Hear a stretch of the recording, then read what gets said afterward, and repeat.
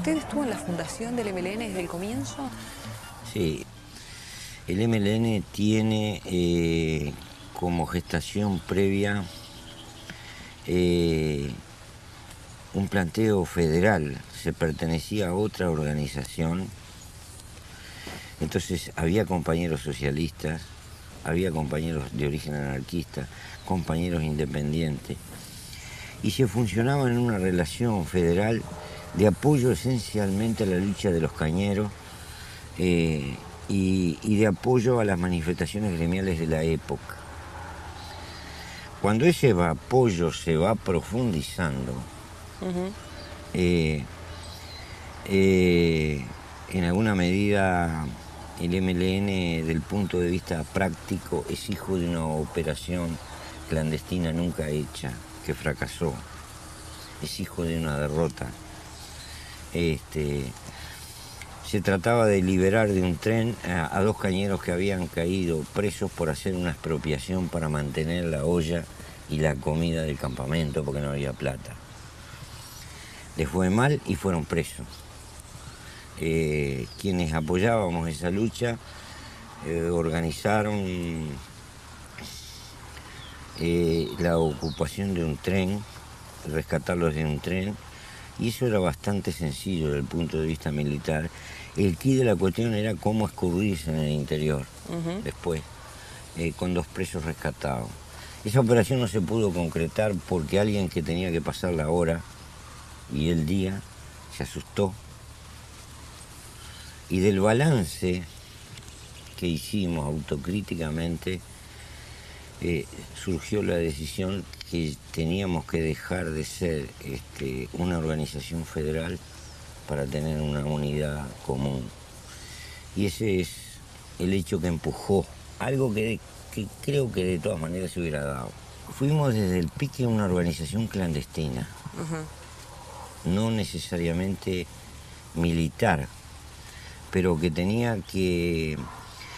porque no se trataba de otra cosa en un primer planteo que apoyar las luchas del movimiento popular, pero con una desconfianza estratégica de que el país iba al autoritarismo. Por lo tanto, era prudente no hacer lo mismo. Entonces empieza toda esa etapa, pero es una discusión como el huevo y la gallina. Cuando uno empieza a militar clandestinamente, por razones de seguridad, empiezan a aparecer necesidades y problemas que son muy distintos a la otra militancia. La construcción de todo eso nos va llevando, en alguna medida, a hacer lo que va a definir Real de Azúa por ahí, políticos con armas. ¿Qué es lo que se ajusta más, además, a nuestro planteo? Nosotros nunca fuimos una guerrilla típica como nos definen, en términos generales. Fuimos esencialmente un movimiento político que recurrió a las armas, pero antes que nada fuimos un movimiento político. Ese hecho que parece tan secundario fue lo que a nosotros nos permitió, siendo una organización grande, clandestina, perseguida, con muchos presos, tener esa capacidad de viraje, por ejemplo, de apuntalar el surgimiento del Frente Amplio, que planteaba una estrategia electoral, legal. Tradicionalmente, otros movimientos guerrilleros en América Latina nunca pudieron dar ese paso, porque se veía como una contraposición. Lo mismo nos permitió, luego de años de derrotas, cuando salimos, esa flexibilidad como para insertarnos, porque éramos, antes que nada, políticos. Es muy distinta la génesis del MLN a lo que ha sido la génesis de otras guerrillas.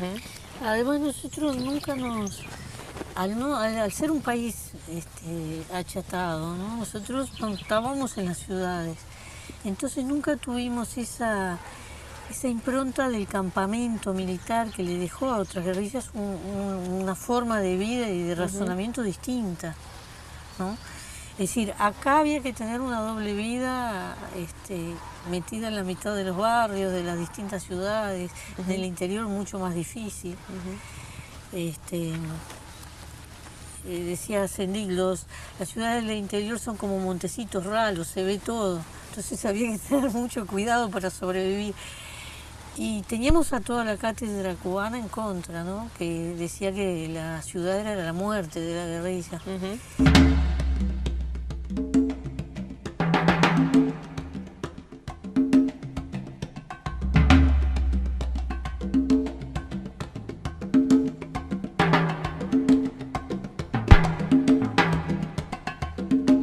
Ahora, esas situaciones que vivían a ustedes y que a ustedes los lastimaban, los crispaban, las vivía muchísima gente, las vivían muchísimos jóvenes como ustedes, Sí. ¿no? ¿Y por qué ustedes hacen la opción de meterse en un movimiento de esas características? Pienso que estaba en el aire, venían en bandada. No los podíamos frenar. ¿A quiénes? A los jóvenes. Nosotros, Éramos una organización joven. cuando nosotros teníamos 240 presos en el penal, hicimos una estadística de composición etaria. No nos daba 22 años de promedio. Más. Teníamos dificultades. ¿En qué sentido?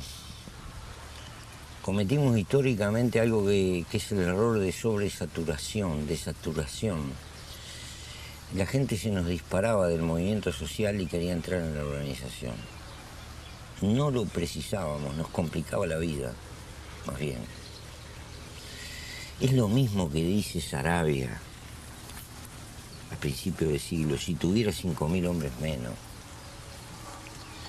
Porque en definitiva lo grande no es equivalente a fuerte. ¿Y de dónde venían esos jóvenes? ¿De dónde? ¿De qué sectores? Fundamentalmente de los trabajadores y los sectores estudiantiles más jóvenes. ¿Pero qué clase social esos estudiantes, por ejemplo? Clase media y hijos de obrero. Esa es nuestra composición. Usted, Lucía, ¿por qué entra? ¿Cómo entra al MLN? Bueno, se empezó, yo no soy fundacional, diríamos, ¿no? Mi hermana inclusive entró antes. Cuando su hermana entró, ¿le contó a usted que había entrado? No, ella ya estaba casada y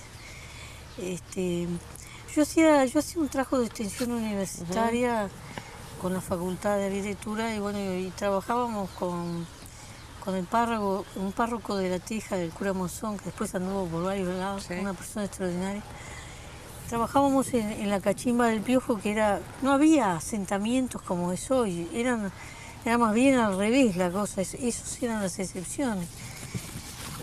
Tratando de hacer viviendas que están hasta el día de hoy, un salón comunal, bueno, un apoyo en construcción. Después conocí a los pañeros, uní las dos cosas.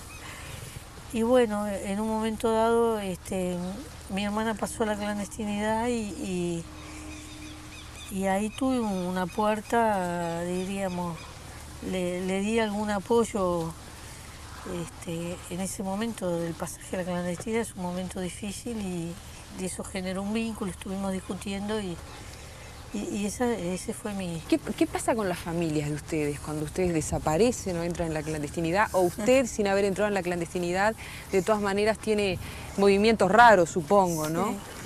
Sí. Cuando yo entré a militar y mi hermana entramos a militar las dos, había polémicas en mi casa, que nos juntábamos siempre a cenar los viernes, que eran medios sagrados.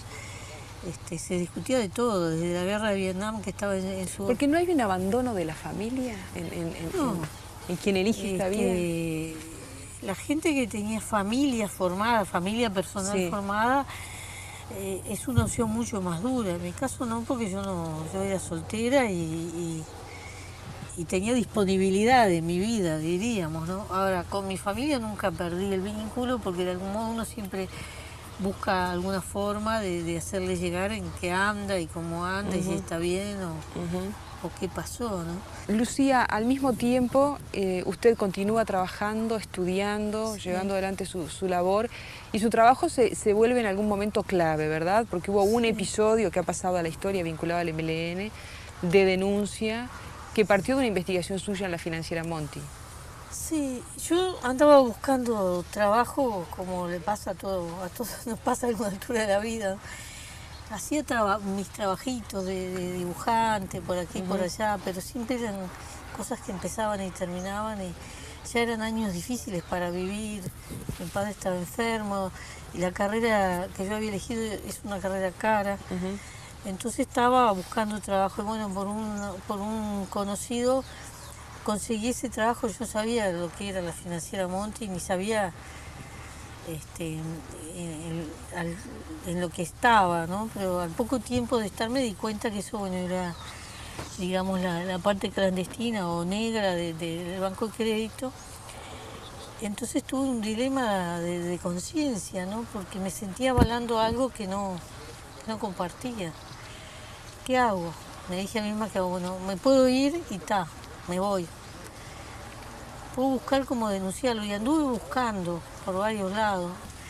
Y bueno, yo estaba con esa idea cuando se produce mi vínculo con la organización y hablando con los compañeros surgió la idea de hacer una denuncia fuerte porque en esos años todo ese tema se había producido la quiebra del Banco Transatlántico, había dejado un pueblo en la calle, nosotros asaltamos las oficinas, nos llevamos los libros de contabilidad y hicimos la denuncia, ¿no? ¿Tuvo repercusiones? Sí, hubo un expediente judicial. Renunció el ministro Phil Davis, que era el presidente del banco, era el ministro de Hacienda. Tuvo que renunciar. Hubo un par de directores de bancos que fueron presos por no denunciar el asalto, por encubrimiento de rapiña. Y a partir de ahí usted... Yo quedé en la clandestinidad en ese momento porque a ese lugar era evidente que se había llegado a través mío, digo.